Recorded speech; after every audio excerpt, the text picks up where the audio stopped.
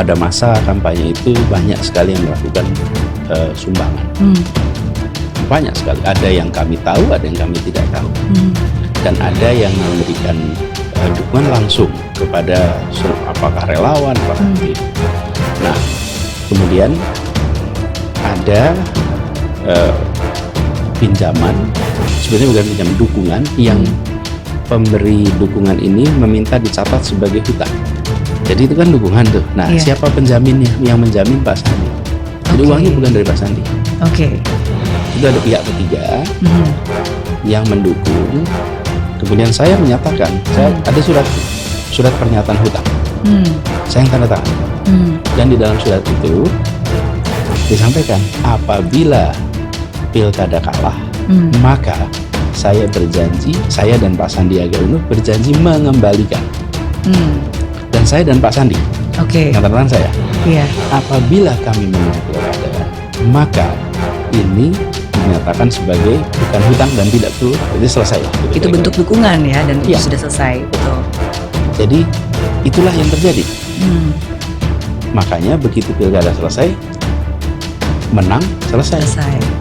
Cuman kan itu ada perjanjian yang karena ada seseorang yang mengungkap, ya sekarang kita ceritakan. Ada dokumennya. Jadi kalau memang satu saat itu dianggap perlu dilihat, boleh aja, tidak ada sesuatu yang luar biasa di situ.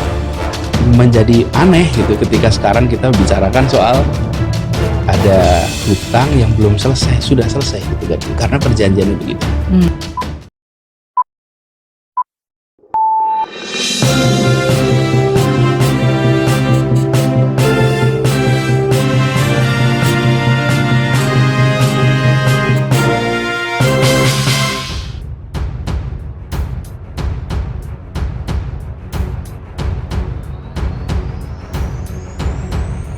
Anies Baswedan akhirnya turun tangan menanggapi masalah utang piutangnya dengan Sandiaga Uno di Pilkada DKI Jakarta 2017.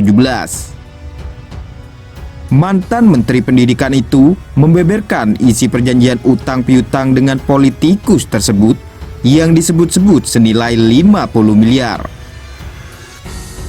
Menurut Anies, pada masa kampanye itu banyak sekali sumbangan yang sumbernya ada yang diketahui maupun tidak diketahui. Kemudian ada pinjaman sebenarnya bukan pinjaman, dukungan, yang pemberi dukungan meminta dicatat sebagai hutang. Jadi, dukungan yang diminta dicatat sebagai hutang, ujar dia dikutip dari YouTube Mary Riana. Dalam perjanjian itu, Anies pun mengatakan, disebutkan bila dirinya dan Sandiaga Uno menang di Pilgub DKI 2017, maka pemberian uang itu dicatat sebagai dukungan. Bila Anies Sandi tidak berhasil dalam Pilgub DKI 2017, kata Anies, maka uang itu menjadi hutang yang harus dikembalikan. Jadi itu kan dukungan. Nah, siapa penjamin? Yang menjamin Pak Sandi. Jadi uangnya bukan dari Pak Sandi, ada pihak ketiga yang mendukung, tuturnya. Kemudian, kesepakatan itu tertuang dalam surat pernyataan yang ditandatangani Anies Baswedan. Di dalam surat itu disampaikan apabila pilkada kalah, maka saya berjanji, saya dan Pak Sandiaga Uno berjanji mengembalikan. Apabila kami menang pilkada, maka ini dinyatakan sebagai bukan utang. Jadi itulah yang terjadi. Makanya begitu pilkada selesai, menang, selesai, ujar Anies. Yang menjadi catatan Anies dalam surat perjanjian itu adalah ketika dirinya harus mengembalikan uang itu jika kalah dalam Pilgub DKI 2017. Anies mengatakan jika saat itu dirinya dan Sandi kalah, maka akan berada di luar pemerintahan. Maka cara untuk mengembalikan uang itu adalah dengan berbisnis, dan itu sah. Saya menang, saya masuk pemerintahan. Saya tidak cari uang di pemerintahan untuk membayar itu. Kalau tidak, saya harus mengumpulin uang bayar utang. Bukannya ini yang menjebak kita selama ini. Itu mindset baru, papar Anies. Anies mengaku masih menyimpan dokumen tersebut dan boleh saja siapapun yang ingin melihatnya karena tidak ada sesuatu yang luar biasa. Tidak ada sebuah utang yang hari ini harus dilunasi. Menjadi aneh ketika kita bicarakan soal utang yang belum selesai, ujar Anies Baswedan.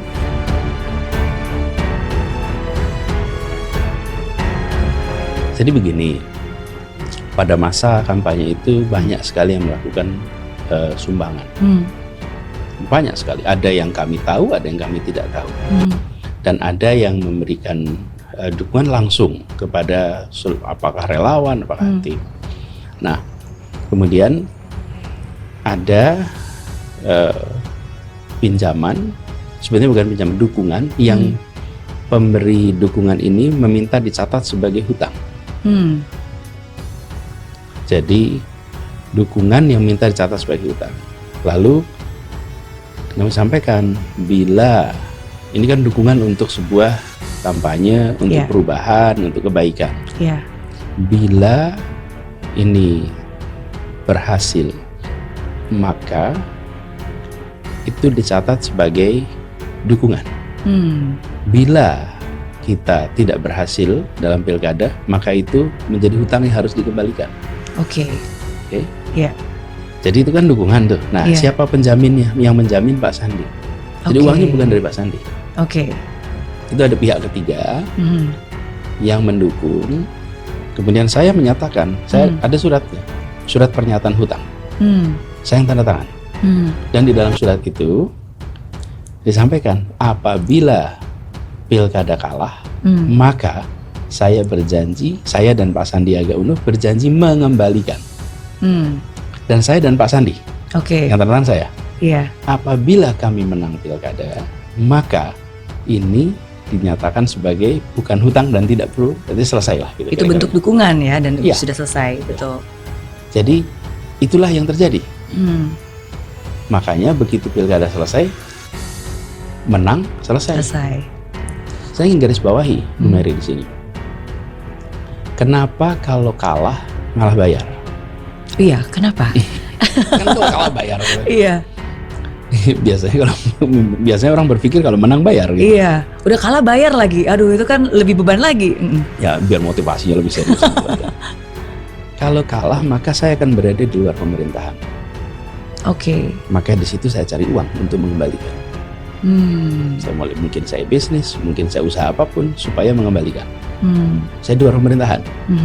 Kalau saya menang, saya masuk pemerintahan, saya tidak cari uang di pemerintahan untuk membayar itu. Dan kalau tidak, saya harus ngumpulin uang bayar hutang. Lah, bukankah ini yang menjebak kita selama ini? Betul. Dengan segala macam praktek-praktek fundraising untuk apa? Untuk biaya pilkada.